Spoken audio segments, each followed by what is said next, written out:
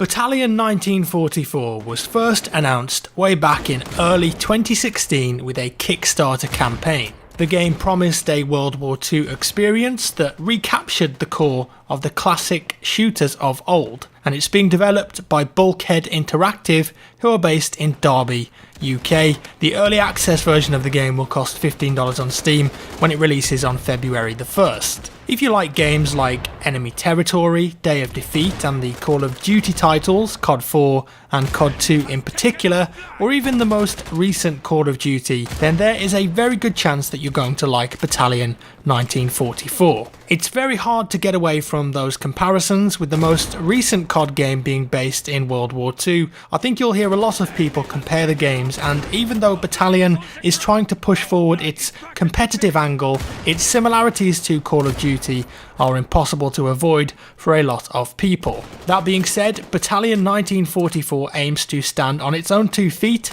and for what I've seen and played so far, it's doing a good job at what it set out to do. The closed beta kicked off a couple of days ago, and with it came a handful of maps to try out, as well as a few modes that aren't really going to surprise you. When you launch the game, you can pick between arcade and competitive currently. A server browser and unranked options will be available down the line.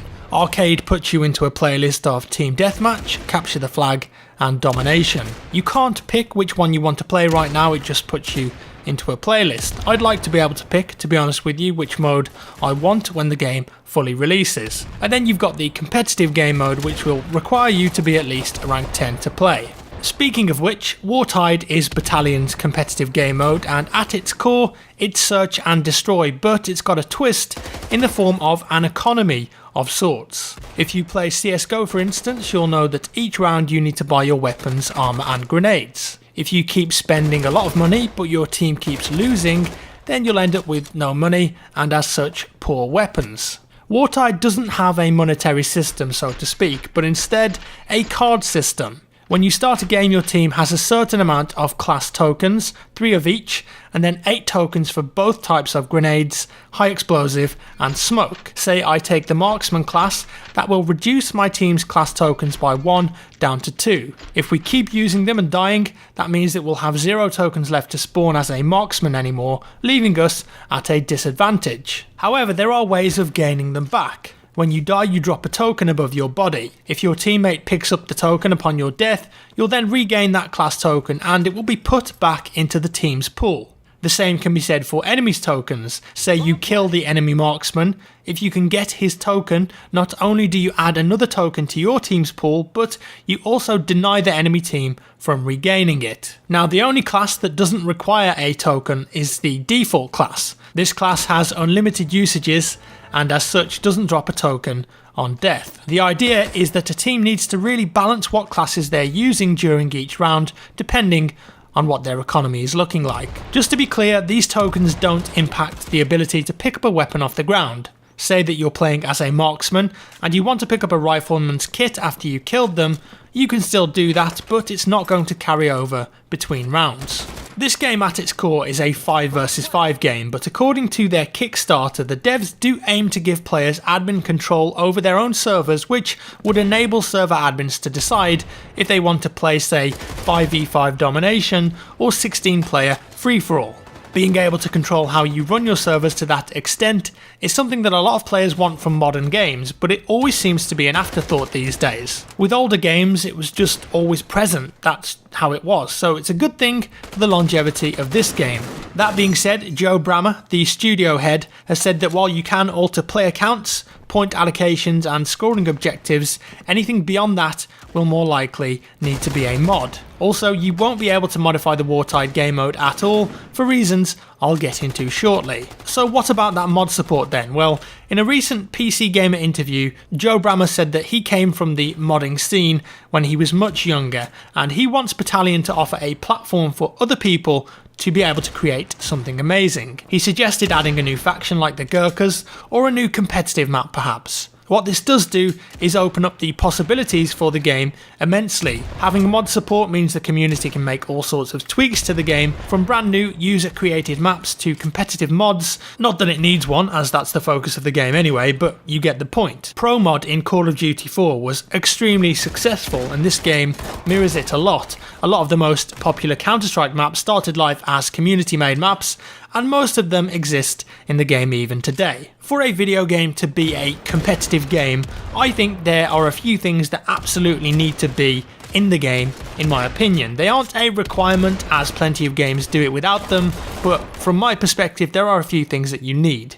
Dedicated servers, LAN support, and a solid anti-cheat, to name a few. Battalion will have all of these things. Dedicated servers is great to see, and LAN support for games is a really big feature that honestly most games these days have forgotten. When it comes to tournaments and competitions, it makes a huge difference. Anti-cheat, well, that speaks for itself. And that leads me on to tournaments, but before I do, I want to talk about the cosmetic items in this game. Battalion will have something called war chests. These are crates that contain cosmetic items that are, and I quote, tastefully relevant weapon skins. These can be purchased in the Battalion armory in-game. You also get one every time you rank up. Now when you purchase one of these cosmetic crates, if you choose to do so, a portion of this will go to investing in future game content such as maps, weapons, etc., but also tournament prize money. This is a very similar system to how Valve have operated. When you buy a key to open a crate in CSGO or in Dota 2, some of that money is used to fund the insane prize money in their invitational competitions or majors. It's worth noting though that when it comes to those games, they have massive player numbers, and as such, crates and cosmetics earn them a lot of money. Putting a portion of that money into a tournament prize pool isn't that much of an issue for them. For this system to work though for Battalion, the game really has to be successful. If it doesn't have a large player base, then those crates aren't going to be making a great deal of money. And the majority of people playing this game in particular are going to be the hardcore FPS shooter players who don't care about graphics, they put everything on low, and they don't really care about skins or cosmetics. So the majority of the people playing this game I don't think are actually going to buy the crates or any cosmetics at all. It needs to have a large player base of the average Joe gamer to fully take advantage of that cosmetic business model, in my opinion. And I'll get into the game's popularity shortly, but Bulkhead wants this to be a popular game, they want it to be a competitive game, and clearly tournaments are on their mind, but they do cost a lot of money to run. From a recent interview with Joe Brammer again, he suggested that Square Enix, the game's publisher, have given them a big prize pool for future tournaments. Of course I've mentioned the Valve-like system for cosmetics, but if you've got a big publisher behind you offering money, that can gain a lot of interest. I briefly mentioned before that Wartide, the competitive game mode, will be restricted when it comes to server admins. The reason for that is that this is their main competitive mode and they don't want anything to mess with leaderboards or ranking systems. That's right, similar to CSGO, you will be able to play competitive matches and gain ranks until you reach the top. Or the bottom. So that's a bit of backstory and history for you, but how is the game, how does it play? Honestly, it plays incredibly similar to Call of Duty 2 and Call of Duty 4 Pro Mod, which I know was a partial inspiration for the game. Movement on the surface is fairly simple and straightforward, but with practice and skill, you can do some incredible jumps between objects, and the better players with better movement can definitely stand out of the crowd. There are no soldier ability unlocks or anything like that. In fact, it's not part of their ethos. The game really is based around individual skill. What works best in the game, for me personally, is the gunplay. You'll get used to weapons like the Thompson, Kar 98, M1 Garand, World War II era weapons that you would expect to find here, but the gunplay itself feels very crisp and sharp. Each weapon feels different and has its own advantages and disadvantages. The time to kill, as you would expect, is also incredibly fast, and again it's dependent on the weapon that you're using. Bolt action snipers, for the most part, are a one-shot kill, and getting those crazy no-scopes or quick-scopes is extremely satisfying. It does remind me of all of those quick-scope montages from years gone by. The snipers have no scope sway, so you only have to worry about aiming. Graphically, the game doesn't look great in my opinion, but there's definitely a design decision behind that. The game is running on Unreal Engine 4, so it's got plenty of juice behind it, but this isn't trying to be Battlefield 1. It's not attempting to have the best visuals it possibly can, and instead it's trying to have good gameplay, and I think it's one of the reasons that the maps look just really basic and bland in areas, and I think that's because that they're intentionally trying to make the maps look more clean, looking say Pro Mod from COD 4, ensuring that they look okay for the most part, but they aren't filled with clutter and useless props that you're going to get stuck on. Sure, that can look visually impressive, but it isn't great for gameplay. I think when some people look at the game, they'll also think that it looks dated and just turn it away, but honestly, I think it's an intentional decision. Also, you have to remember that the game is still pretty early in development, and this is by no means the final product. So who knows, if you want to play at high graphics 6 months down the line, the game might look pretty decent. And if you haven't worked it out already, graphics don't really matter, the gameplay is the most important thing, but on the surface, some potential customers will definitely look at it, watch videos of it, and think, it looks bland, it looks like an old game, I'll just give it a hard pass. I do have some real concerns about this game though. I applaud the developers for starting a studio, beginning a Kickstarter, and eventually getting Square Enix to publish this game for them. I think what they've done here is produced a game that they really set out to do. But I do have some big concerns about Battalion 1944. I think the gameplay is good, and I loved the Call of Duty titles of old. They offered fantastic gameplay, and I think there will be some die-hard fans of this game who absolutely love this type of gameplay, and they'll just play it non-stop. However, if you look at this objectively, and I'm thinking from a general consumer standpoint for a second, let's say that they see this game on YouTube or in a trailer. Will they see enough differences in this game to make them buy it over, say, Call of Duty World War II, which to a lot of people looks remarkably similar? The problem here is that I think while Battalion does a lot of things right, it doesn't really do much different from other games around it and anything new. It's a competitive game mode and it's got a bit of a twist with the economy, and I'm absolutely sure that the game will offer more game modes down the line before it releases. The question is though, is this type of fast-paced, old-school COD gameplay really that popular anymore? I like it in a certain aspect because it reminds me of COD Pro Mod and COD 2. They've absolutely nailed that feeling in Battalion. But personally, I feel like I'm over that now.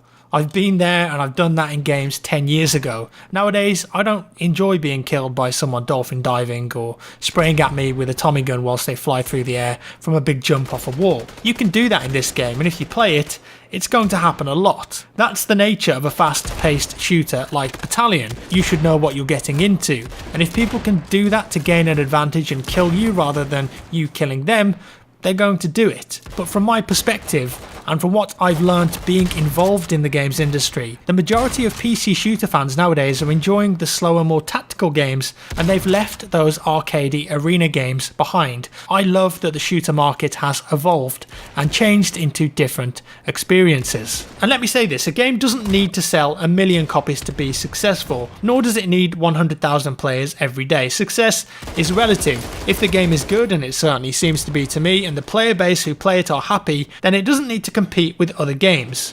My point is only that it really depends on how much money Bulkhead have invested and how much money they need to get back to keep the studio happy. I think Battalion is a very promising game, especially from a competitive standpoint, but I just don't see it being a big commercial success, and I think a lot of people who are playing it right now, streaming it, won't be doing so on a regular basis when it releases. It will be down to the die-hard community, and like I said, there is absolutely nothing wrong with that, providing it's sustainable, and I hope it is. At the end of the day, Battalion started life as a Kickstarter game, and it's raised over £300,000, so there's quite clearly a bit of interest in it, undoubtedly.